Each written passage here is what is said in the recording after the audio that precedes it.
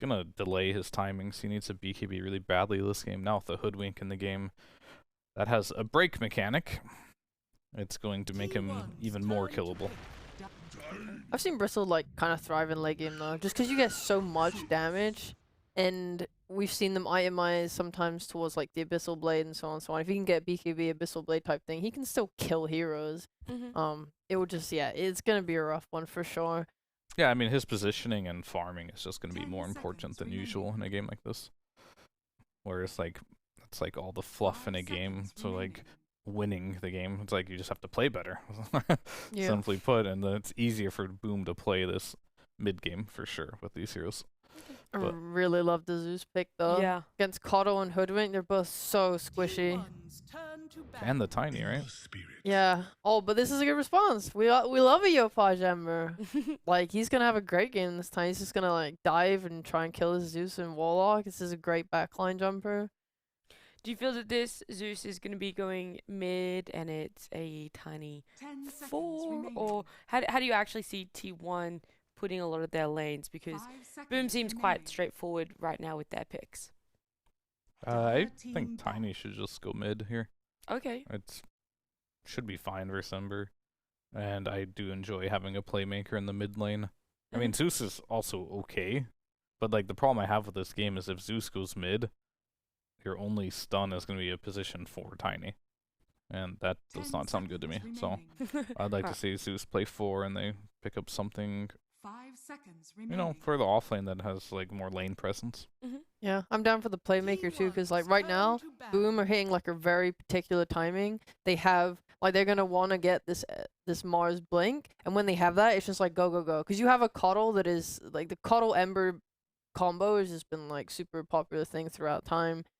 They're just gonna be constantly like revving him up with mana. He's just gonna be slighting and chaining and going on you and fighting and fighting and fighting. All these low cooldown spells with Hoodwink, Ember, Coddle is like insane. So their ability to fight, very good. If you're waiting on a pause 4 Tiny blink timing, you're gonna really struggle to make plays, especially when your pause 5 is a Warlock who cannot make those plays for you. So the real question here, what is Mushi gonna play? So like Skim, I could see Skim playing this Hoodwink, right? He's played a lot in the past, but does Mushi play Hoodwink? Like I don't follow his pubs at all. I don't know if he like plays support or if he's what role he plays. Nor do I know if he plays Hoodwink, which is one of the newer pos 4s. So unless you actually play support, I don't know if you actually play this hero. So I'm very curious to see who's gonna end up on what hero here. Yeah, if Skem was in this game, it would be Skem, Hoodwink, Tim's Coddle, I think. So I don't know what they would like to do. If they've been if they practice Coddle with like in the lane with FBZ the most, then I imagine they would just keep running it like that. Why Razor? I don't know. He's not very good against any of these heroes. Normally that's the hero you pick. Like T1's got that thing going on again where they're just kind of drafting weird. Like they ban like the Life Stealer and they pick Razor. Very strange. Okay, so you can't really make heads and tails of what's happening with T1 in their draft with that last pick. I mean, it's Southeast Asia. They're just gonna pick Morph now. You see Razor pick Morph. Oh yeah. Savage did that. He just like first phase Morph, and then this is trying to see if it was banned, against T1. Sometimes you'll say something and it's banned. It's but it true. Is not Thank banned. you for fact checking me there. Yes, I had to quickly check, but no, yep, Morph could be the response. It looks okay. It's for Zeus Tiny. It's always a little scary because you like to play a little low HP, but you know, about to blow your minds here. You don't have to play on 0 agility as Morphling. Just so you know, I mean, most Morph players, they just sit there, need all that damage. But, you know, the good Morph players don't always sit on that. That hero is also good versus, you know, the Razor. Not good versus Zeus at all, so maybe he didn't have the confidence to pick Morph this game. Who knows? Okay. Well, that is both of our drafts completed, which means we get to bring in our casters, and they're going to be Lyrical and GoDz. Hello, guys. Hi. We'll start with Lyrical because we haven't seen you this week yet, but how are you? Have your past few days been? And are you excited to see how Mushi fits into Boom's lineup playing today? I'm doing great. It's been a wonderful couple of days full of fireworks and barbecue over here. But yeah, excited to see Mushi how he does. I think that they can't really kick their coach though, so it doesn't matter how he does. It's gonna be fine. You know what? That is actually a very valid point. And GoDz, we see here that Mushi is going to be on the Coddle and Tim's on the Hoodwink. Look, I mean, Mushi towards the end of his playing career was playing a lot of support, so I feel like he's going to fit in just fine. If there's a role to kind of have your coach stand in for, I personally think 5 positions is one of the better one as long as they've had some support experience. And while Mushi, you know, known for his mid plays, he's got a lot of support playing experience, so I think he'll do just fine. On the Couch Sheep Fear, where do you guys want to put your analyst chips? Which ones are you going all in on? Dude, I It's see so hard. Yopaj Ember and I see FBZ Mars. I know exactly who I'm going with. Tim's Hoodwink as well. Like Tim's Hoodwink, Tour 1, that was beautiful. All right, you got full faith in Boom. You say it's a little bit more difficult, Fear. I mean, I just don't know how Mushi's going to perform with Boom as a team. So I do like Boom's draft more, but yeah, I'm just going to go with Boom. Whatever. Okay, all right. Can't justify this racer, unfortunately. It looks like the Razor is throwing you off. You also aren't too big of a Bristleback fan, but we're going to see how T1 do match up against Boom in this game 1. Thank you so much, Nat, in the panel. You know, guys, I'm thinking there. I've seen Fear on the couch, you know, the core player switching to support, old timer, getting a little bit of nostalgia here, seeing one of his old compatriots going back into the arena. You think they could lure him back in? Right, you know, hopefully someone tries, man. We don't want Fear coming for all our jobs. You know, you gotta look like all the old timers coming back. Seb just won a major. You know, Chuan was playing in Div 2. Like all the Dota boomers are back, man. It's a better time than ever to be playing Pro Dota. Well, we'll see if it's going to be an old timer story with a little bit of success at the end of it here. Playing on a Coddle and playing together with the Ember. You set up Skim. I don't know what's going on. Oh, there's a couple of little things. Everybody's excited that Mushi's back. You know, I can imagine that like almost all the younger players in this game watch so many of this dude's replays. Yeah, this guy was a legend. I mean, he still is. Like, as far as SEA Dota players, him like an Ice are probably like the 2 biggest names of the region. So it's, you know, it's amazing to kind of, you know, see him playing Dota. And for a lot of these players, it's like, oh man, he's this legend. And basically everyone who has played under him, because he's been coaching for a while, has nothing but like the best stuff to say about him. Like, they learned so much. We had Polno out here during some of the DPC season, and I was like, yeah, when I was playing under Mushi, man, this guy just taught me so much. So it's just a ton of respect, and this guy just knows so much about Dota. Well, he's going to be showing it in this game number 1 here, and a really important match for T1 in particular. Like, I think you couldn't have ended up with a better potential setup for them to try and make their way to the major. They need to take down one of these big teams here to actually make it happen, as it does look like FBZ will be able to force back Gabby and Whitemon from that rune. So in total, still 2 for 2, but yeah, a must-win game for T1 if they want to get to the major. Not too many left on the entire docket. Yeah, they're 2-2 record. And it's tough opponents. They've got to play Boom. They've got to play Fnatic. Like, they've got their work cut out for them. But, you know, perhaps a bit of fortune favoring them. You know, as good as Mushi is, like, it's still not Boom at full force. So they get to play against the Mushi iteration of it, and we'll see how they fare here. I don't mind their draft. Like, I do think we've seen a lot of this offlane Razor, and SMG have been really big on it, and it hasn't been doing the best in this region, but I'm curious to see if T1 can play with a lot of tempo, because like a Bristle, Razor, Zeus, like these are 3 heroes that don't want to go super late game, but they're going to kind of hit this mid game timing where they can just get really strong with a couple of items. Right, and that's going to be the thing to watch for, is like, I'm also looking at this Terrorblade, you know, on Jackie, and great Jackie Terrorblade. This dude's an absolute star on this hero, but you also got to keep in mind there is so many different like forces of mixed damage in this game, particularly the Zeus. This is considered one of the better counters, and it's going to be up to Yopaj on the Ember, Mars finding the potential for kills in these moments to try and hunt him down, as Tim's is being chased underneath into the trees down bottom, but will manage to get away just barely there. Yeah, he gets very low. Warlock Bristle. This lane does not sound fun for anyone to really lane into. You know, it's just going to be an unkillable Bristle with all the sustain. Fatal Bonds plus some Quills sounds pretty painful as well. So not really a lane where I expect them to be able to do much to stop Gabby from free farming. No, he's going to have a good time down here for sure. And of course, the big thing to watch for will be, are there going to be any stacks a little bit later that can set up for like taking those out? But of course, you kind of need Zephyr in this lane with Cuckoo, or else he can get potentially zoned back as well by just the Illuminate spam. Super annoying from Mushi. As Tim's he's burning ticking down. Oh, goodness gracious, that was 3 HP. Oh man. Oh man. That And then one the health Bushwhack to regen. get away. Yeah, he's out. He's got a salve. He's got some more regen on the way. Whitemon will scout some things out, see if there's any stacks and whatnot, but unfortunate, so close to getting that first blood. That would have been so nice for his game. Yeah, you love to get that one for sure. Warlock, but does again set up for Gabby to have a nice lane down bottom here. So far 11-2, although Mars is also, I mean, he's still getting farmed, to be honest. I guess similar story. I mentioned they can't do much against Gabby, but at the same time, Warlock not known for his offensive potential. Like, even though there is some, fatal bonds, damage output, it's a Mars. He's tanky. He's got a bracer stick already. So realistically, I just imagine both tanky strength dudes down bottom just trading farm. Without no kills happening on the cores, maybe the supports, as we just saw, if they get out of position, can go down. But more likely, the action's going to be happening in top and potentially even mid. Ember Zeus is a lane where both heroes have quite a lot of firepower. That's right. And we're seeing this build from Carl that's come out more often recently. The Heavenly Jump getting maxed out with the Arc Lightning. There have been times where I've seen this go all the way up to like level 8 or something, maxing it out all the way, particularly against Ember that kind of relies upon those low cast points. Can be really annoying to play against, and getting a deny right in his face. Yeah, it's the attack speed slow from it is kind of obnoxious in these 1v1s, because like Yopaj just misses, he just casts it and then Yopaj misses the last hit because he can't attack. Like, it's a crazy amount of attack speed slow. God, yeah. What's that up to?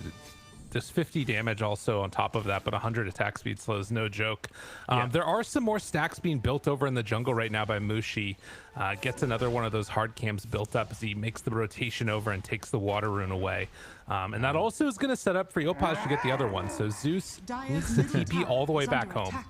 This is the boom special. Like, let's secure Yopaj's lane. Rotate both supports to secure. Not even 6-minute power runes. These dudes are like, water runes? Sure, let's do it. Let's rotate. FPZ's Mars doesn't need help. TP's farming under his tower, like more or less free farming. Like, it feels so nice, like, for your mid laner when you can secure these runes. Carl's tipping him. He's like, come on. I want a 1v1. What's going on here? Well, and it's worth noting that he was winning that 1v1 pretty handedly, and he's still ahead in terms of XP because, like you talked about, those couple of denies off the Heavenly Jungle. Look at it. He goes on in there, didn't quite get that one away, but very annoying to lane against the Zeus in mid. Yep. And I mentioned maybe some kill threat, but with the Flame Guard being leveled up, Yopaj is going for a very farming, kind of just defensive build here. Maybe this is just the build you just have to go against Zeus, since I think with the new Heavenly Jump, it's so hard to kill Zeus now. Unless you have like maybe the Dream ganking support duo, which, Hoodwink's okay, just not great. Top lane, they're going to go in on Jackie. Not sure they'll have the damage for this, but some good harass. Yeah, keeping him pushed back there, and we'll take away some of his damage so he can't last under towers effectively. Nice little move there, keeping him a little bit under control. Zephyr also has been kind of matching Mushi's movements and slowing down some of those stacks that you would normally get in the jungle. I think he only has the one camp stacked, actually, at least for the last couple of minutes here. So doing a good job of slowing down the later farm of Boom. Yeah, definitely a game where both teams should be wanting to get some stacks if possible. Bristle loves to farm those stacks. And Bristle, he gets pulled in pretty deep, taking quite a bit of damage here. Yeah, be okay, but yeah, they need to be a little bit careful with Zeus ulti up. A chance for a turnaround could happen pretty quickly with this hero. Yep. But does cost a lot of Zeus's mana. He'll use it for a kill, but it doesn't. It does limit your ability to stick around in lane and mid. Right. Oh, he's pump faking. Just letting him know about it. But definitely so far, one of the more satisfying spells to pump fake. Oh yeah. Just like break everybody's speakers a little bit. Yeah, more obnoxious than most, perhaps you could say. But Right. as someone who likes Absolutely. playing the Zeus, I would definitely happy to spam cancel that quite a bit. Well, again, as we've seen a couple of times in this region, slow starts to the game as both teams waiting for those sixes to come online. And even at that point, it's not the easiest thing in the world to make a go at people. TP top. What's going on here? Okay. Interesting. Trying to punish. Zephyr in some trouble. Body blocks. And first blood going to be taken by Jackie. Yeah, So they a just- good rotation. Yeah, really good. They had the wards. They recognized Tiny was just a little bit pushed up, and he's not going to expect Hoodwink to just TP in, but when it's a first blood, it's well worth it. Unless your Mars desperately needs the help in lane, which, as we've seen, FBZ is more than okay down here by himself. He's got 1,300 health, Ring of Health 1. He's unkillable. Like, this Bristle just can't solo kill him. If you ever go on the Mars, will just, he'll Spirit and just walk away. So, really smart TP rotation from Tims. Speaking of rotations, though, Yopaj is going to head on into the jungle here. Was looking for a bounty room, but might be looking for more. This would be a really nice kill. Having that arena and ability to turn Gabby. They are looking for an opening, but Gabby, sensing the danger, is just going to go back behind the tower. And yeah, immediately Remnant's back towards mid. Dire's middle tower is under attack. Without that Searing Chains to initiate in, it's not that easy to find any kills. And Carl gets a regen rune on the Zeus. Yeah, because of it. You can just farm, probably just going to farm it up with this, but very, very happy Zeus. TB does need to be careful. I mean, you mentioned before, the potential for a Zeus ult always there, so any kind of rotation into his jungle can be followed up with a Zeus ult, but doesn't seem like T1 have the vision to really play around that jungle. Really like the way Boom have kind of set up their wards. They're getting a lot of information, scouting out the enemy triangle, protecting their TB. Just feels like they're getting a lot of value from the vision they've set up.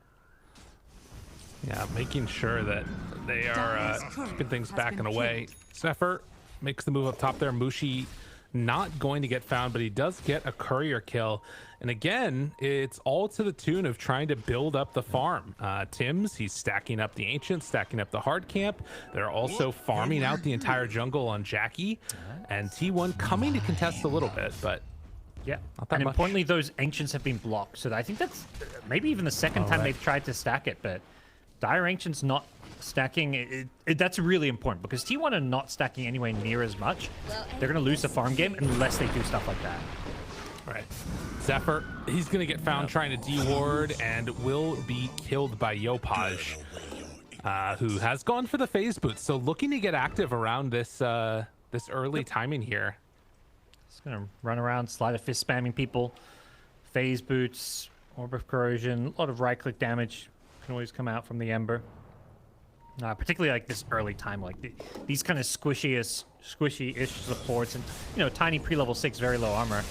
It's a very easy kill, and Carl, let's be a little bit careful in the mid lane. Making the move, able to jump away actually, and now an avalanche for follow-up. Tim's toss back, no, he hits on the creep. And afterwards, Whitemon gonna be chased. They have ulti ready from Carl if they want to drop it. One for the heavenly jump, then the, Tumblr's toy walk away. Double Jumps on jump. Dude, what a fun item for Zeus to get. Tumblr's toy Zeus sounds like the dream neutral item. Uh-oh, Tim's in some trouble. Zephyr avatars can't quite bring down Tim's, and instead it's Zephyr that dies. It brought in the TB. 0-3. Yeah, they want this tower, and now Cuckoo's in some trouble.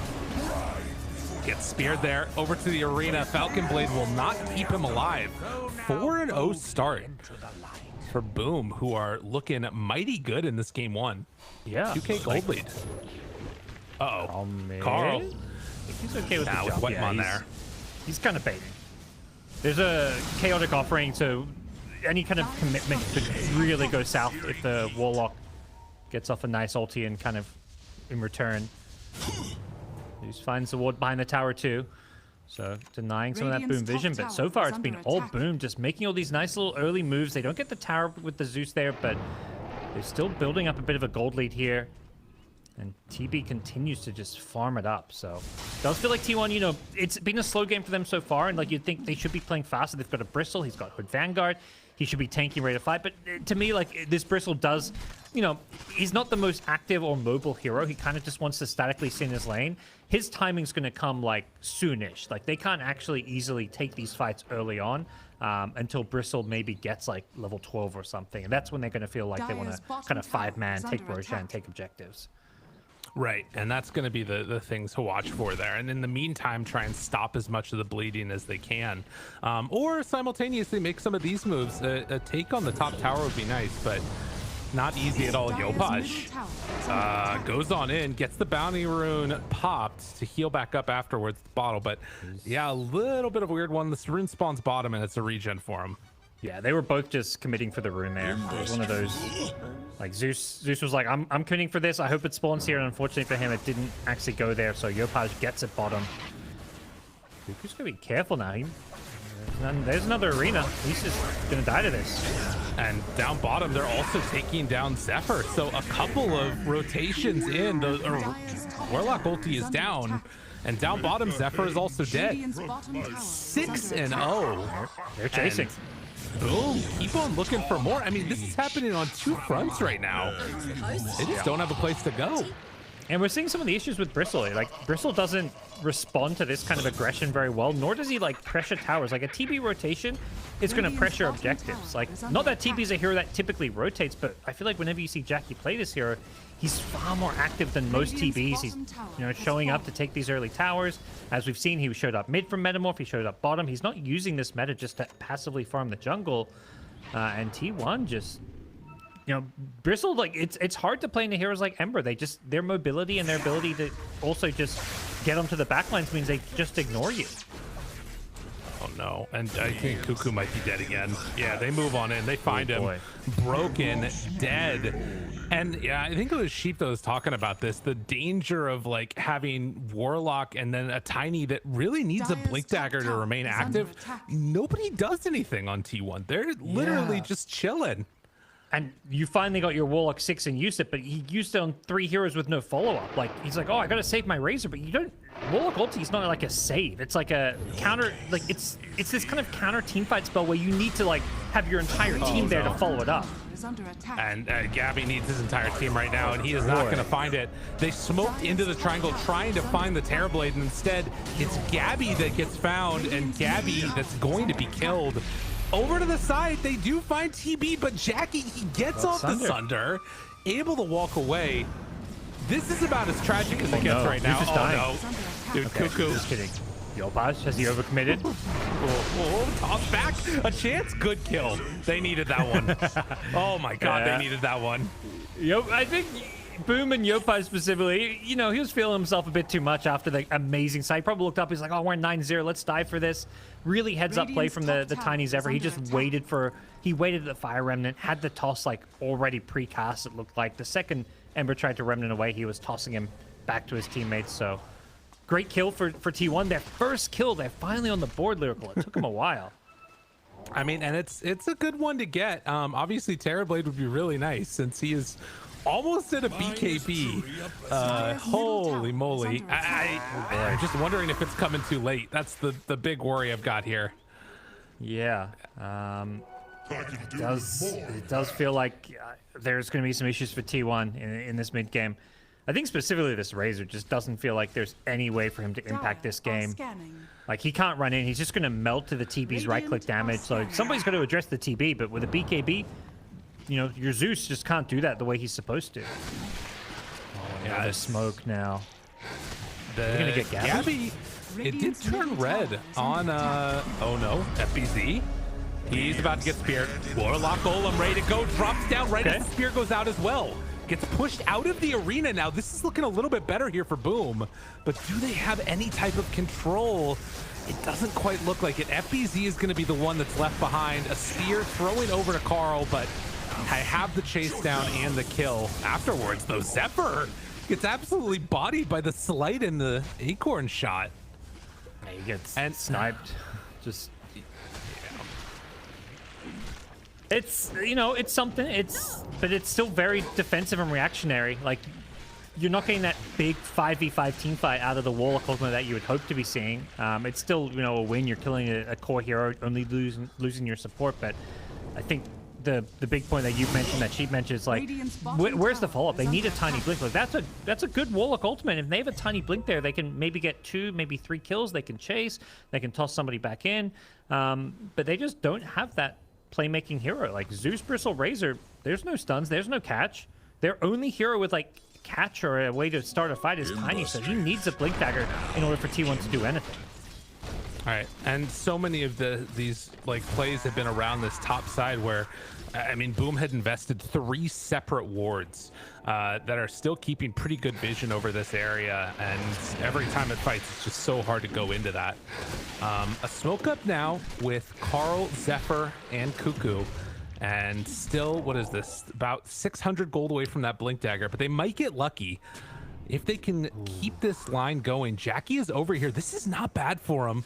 Carl, open, Thunder God's Wrath, able to find it, force that, but the BKB! Oh, Jackie was ready! Oh, no. And Zephyr will pay the price. Blink.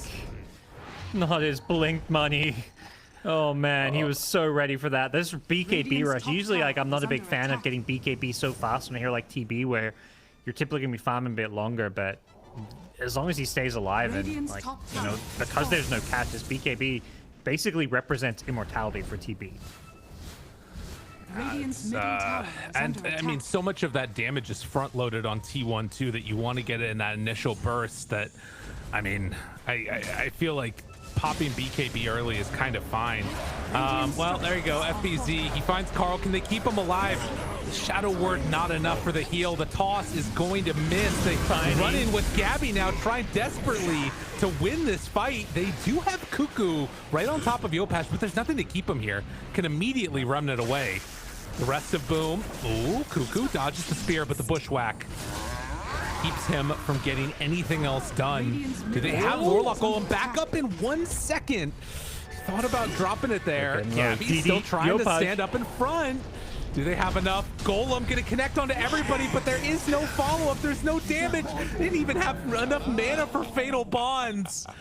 They lose Gabby. Cuckoo's about to drop here as well as they run him down on the Razor. 9,000 gold lead. It has not looked close. I mean, it feels so nice to fight around a DD like that. They're just kiting. Like, they just keep on poking in and out, spamming the Sleight of Fist, long range Illuminate, Hoodwink just getting all his spells off. And without jump, like, heroes like Cuddle and Hoodwink are just using all of their spells like 2-3 times, volley after volley coming out in a team fight, and there's nothing to ever threaten the backline. And heroes like Ember and Mars on the front line are also just at this point where they're tanky and farmed enough. Like, I love that Mars went for this Hood, not BKB. He's just sitting on 2k health with a Bracer Hood and frontlining and tanking all this damage while the heroes behind him dish out damage. So honestly, Boom just itemized and played this game really well, really smart, and T1, it just feels a bit helpless. Like another Warlock ultimate where what does it achieve? What can it achieve? Because there's just nothing to use around it. And I mean, I think that, you know, the panel identified it pretty immediately. You've been talking about it. What is this Razor meant to do? How do you sort of have impact on this hero as they will not find the kill? I mean, all you need there is a stun. You need any type of control. And it was not what they needed. Zephyr barely gets out of there. I don't know if he's going to live. No. 10 gold to blink. Oh, no. Oh, God. He's died 3 times recently. He's just been so close to this blink for so long. Oh, man, these are some sad odds, too. Oh, he got it. How do you get that? He got maybe some bounties? Okay. Okay. Tower money. Looks like Gabby took the tower. He's there. He finally has it. All right. You ready? Dota can be played now. It's all good, Parker. It can be. They've got a playmaker. Usually just the one coming out of your support role. Not ideal, but it's something. Unfortunately, I don't think it's going to give you enough to still deal with this TB. Yeah, you're not wrong. It's still going to be very difficult. Do they have Ags yet? He's almost got Ags on Gabby, too. I mean, if not now, then when? Yeah, oh, for sure. The Axe timing on Bristol, I think, is like the last good timing you get on T1 this game. Like, Razor's item timings just don't matter. You can get a BKB, it's kind of whatever, because TB's just always going to melt him. Some Zeus item timings maybe matter. Well, you know, this Razor's honestly just a creep at this point. Sorry, Cuckoo. But just something, another objective on the map for Boom to go and farm whenever they feel like it. True. All right, Ava, toss, catching Yopaj. Nothing doing yet. FBZ jumps in. Oh, he finds the Warlock. You gotta buy back. You gotta fight. You gotta do something, but it's not gonna happen. Gabby is gonna get chased down here. Now he's gonna die as well. There is no salvaging this engagement. 4 dead. Nobody touched on Boom. Wow. Just rolling through them this game.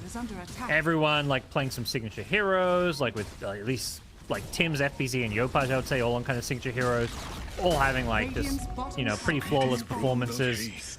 Jackie's TB had a great lane, like everything just clicking here, and we've not seen T1 really make any moves, any plays. Like, I like the idea with a lot of their draft with the Zeus, but the offlane Razor just gave them a complete void when it came to any kind of team fight and playmaking. Like, they have a Warlock ultimate, but it feels like they have zero team fight this game. Oh, drop everything for Yopaj. Yes. Well done. Yeah. I mean, that's definitely worth it. It's just, you know, obviously, like you say, you're dropping everything for him, but you take what you can get when you're in T1's position. Absolutely. That's what needs to happen right now for them. A smoke up afterwards. They won't have Warlock ulti, but they will still have the Avatos combo, and Gabby's ready. See if they can find anybody. Yep. Let's see. I feel like Zephyr needs to be on the front lines. Are they trying to take? I was about to say that as soon as Boom respawn, I wanted to see them go for Roche. Like, no Warlock ulti, they can take Roche for free, but T1 actually get in there first. It's been scanned, though. This is... Oh, God. Oh, I think they're relying on sneaking this, because I do not think they win a fight at the pit without Warlock ulti. This could go really bad. Uh-oh, Warlock ulti not available. FBZ's Everybody ready with run a blink. away. And they find Gabby. Toss out the Mars, but keeping him alive for now. BKB, Gabby tries to get out of there. 4-step, keeping him alive. Carl TPing out. And Gabby will not be able to escape. As no BKB, no problem. Marvon just has to swaddle out of there as well. So they'll finish off Roche. Yeah. Honestly, not a bad... As far as plans go, I think that's probably one of the better ones T1's had there. I like the, you know, the ambition. Like, they're trying to make something happen out of nothing. This game is honestly in a terrible spot. It was super desperate for them. Trying to sneak a Roshan after sniping a kill like that, knowing that Boom is going to probably just walk into the Roche pit the second Ember respawns. Kind of smart. It doesn't work, it backfires, but like they're trying to find that window back into a basically a hopeless game rather than just sitting back and waiting to lose, you know, playing on their high ground. It's rough the position there, and they're going to keep getting picked off here. But yeah, it shows to me they're still communicating and trying to figure out like a way to win this game, even though they probably can't win. Right, and from the jump, it's just been really tough, but it's going to need to come all down to this. They have Warlock ulti back up in 40 seconds. The Fatal Bonds and the Quill spam is decent, but Rooted, broken, Bristleback, close to dead again. Gabby actually barely able to walk away from this one, and with that extra movement speed from the Quicksilver Amulet, does manage to get out for a moment. Gabby living, and BKB out from Cuckoo. They force them off the base. They will hold their high ground for now. Yeah. A lot of this is just the TB without meta. Like, they're going high ground without Metamorphosis. Next time around, I imagine we'll see him with meta. We do see Yopaj, you know, he's going to be a little careful not to overcommit. We've seen a few deaths from him, first in the mid lane, then up top when they drop a Warlock Rock on him. So it's not been the flawless Yopaj Ember performance, but it's been very flashy, as always. He's diving, he's going for kills, he's trying to be as aggressive as possible. And now with BKB Maelstrom, like he's packing a punch. He's doing a lot of damage in these fights, and if he can get to the backlines or just play like this, he's just going in 1v5 while his TB just, you know, can focus objectives. So, right. Well set up, kind of team fight foundation for Boom, making things pretty easy. This is interesting. They catch Gabby there, have the Golem, going to connect onto everybody. The Avalanche afterwards, Jackie holding on to his BKB, still has the Aegis as well. They will not get him. The Sunder comes out at the last second, and then the 4-staff forward. It was meant to be better, but it didn't end up happening. Tims will die, but it is a big price to pay for all of those kills onto the T1 course. Mushi better be a little careful. I imagine Tiny may try and snipe him as well. Tiny's still lurking around in these trees, coming in. There we go, Zephyr. Oh, not enough. He tried. So close. Oh, but Mars guess is wrong too. Okay, he's out. Well done, Zephyr. Take those small wins. Unfortunately, couldn't quite. He's going again. He's looking for Mushi. Yes, he's got him. Take that. If Mushi was going to go unkilled this game, he's so mad right now. I actually don't think he is. I don't think he's looking at you, but just kill Garo in the base and is unconcerned. Will manage to get out just barely. Damn. Yep. Well, I guess meta's probably down now, so maybe they don't get high ground off of this. But it's one of those things where this lead's just getting bigger and bigger. And I think the biggest thing with T1's draft is like they don't go late game. Their draft was meant to spike around this like 20 to 30 minute stage and be playing from ahead. They were playing with Bristle, and 0%. Says Gaben. We'll see, but it kind of feels that way when there's a TB on one side and a Bristle Razor. I don't even know if you can group Razor into a core at this point, but no. Yeah. I would say Whitemon with like maxed out Fatal Bonds is more of a core than Cuckoo this game. It's true. The potential damage he can do. It's rough, but it's true. Yeah, I don't know how Cuckoo's meant to do anything against the TB at this point. But they're going to go for another Hail Mary. They smoke one out. Again, T1 not just willing to sit in their base and roll over and die. They're looking to go out guns blazing. Double sentries drop down as FBZ broke the smoke, and they won't find anything there. Yeah, tough one. It is a tough one. No doubt about that. These are the kind of games, if this is a pub game, you're probably 2 or 3 people in your team are like, okay, let's AFK Fountain, but... Yeah. Well, now you can GG out. You saw the news, right? True, yeah. If you're 5-stack, though. Exactly. It is a little bit different. Well, 5 to 29, and I mean, Mushi will spot Whitemon there. God, they're just waiting for anybody to step out at all. They're going to get the D ward here as well in a sec. What was that one's name again? It escapes me. Rough indeed. Carl's just like, why'd y'all pick me, Zeus? Come on. Actually, I thought there was an interesting matchup mid there for a little while. It's kind of cool. Yeah, I think the Zeus pick can work if... I mean, it's the draft as a whole. Like, you can't say, like, one... I mean, maybe you can say one hero, the Razor, was not a good pick, but it's picking all these heroes together. That's been the biggest issue.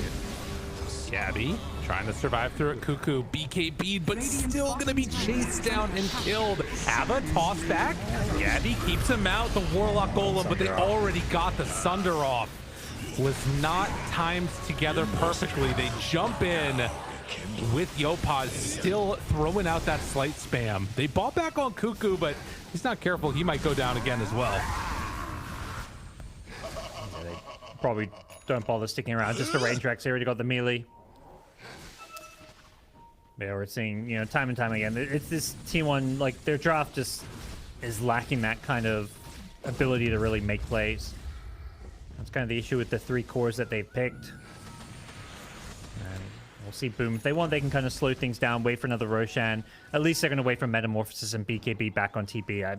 I realistically, any fight with Meta plus BKB TB shouldn't be losable for Boom. I am seeing an item that Boom got that could have been really helpful for T1, the Blast Rig. Unfortunately, T1 don't have their tier 2 neutral items even finished yet, but you can imagine, Tiny getting a Blast Rig, jumps in, suddenly he hits all the illusions with that of the Terrorblade. That could be cool. Kind of a pretty sad position to be in. You can't even finish tier 2s while the other team's getting their tier 3s. Yeah, that's rough. Oh, and all the camps are farmed. Poor Gabby. Oh my god. All right, it's coming. Don't worry. 30k down, but y'all can do it. T1 You mean Try the to hold GG's on coming, here. or Yeah, what's coming? The items. They can farm up the the neutrals items, soon. Yeah, Boom Esports is coming to your base. They got meta, they got BKB. That's what it's on Aegis. It's just these, you know, it's just the TB they're waiting for. Meta back up should be another melee Rex. Oh, big arena down. Gabby, still no BKB. They turn, they punch. Oh my goodness, that did a lot of damage. Silver Edge crit is no joke. Shepard dies. Yopaj gets himself out of there, and GG is gonna be called.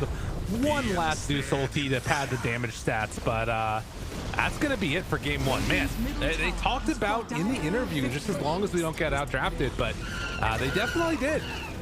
Yeah, I mean, there's probably part of this will be like, did we get outdrafted or did we just outdraft ourselves? Because I think, you know, going into that, like, it was like a last pick Razor, or they picked it very late in the draft when they already had the Zeus and Bristle. Like, it really limited what they could do with their draft. And picking that with a Warlock support, like, Warlock support is great, but you've got to pick certain heroes with a Warlock that, you know, fill the gaps that Warlock doesn't bring to the table. It doesn't have stuns. It doesn't have any playmaking. It's this very slow passive hero that just exists to sit in the backlines and wait to drop a rock. And when you do, you need, you know, something to happen, which they didn't have in their draft. There was just a lot of gaps. Yeah, a lot of gaps in the end. I would also say that Terrorblade, just as a last pick for the Bristle, it gave that win condition that you were talking about. If this goes late, you're not doing anything for T1. So we'll see if they can come up with some answers in game number 2. Maybe we'll get to see my pointy-headed boy, the Darkseer. But for now, at least, we're going to go to a quick break. We get back to panel's going to break down all the action. See you then.